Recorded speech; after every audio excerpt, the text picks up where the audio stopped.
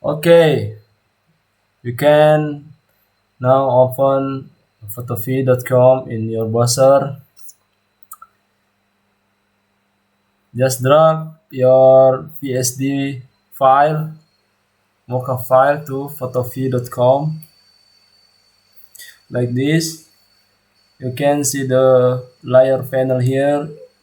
Change the scene here. Click 2 times. You can delete this text and you can input your design here.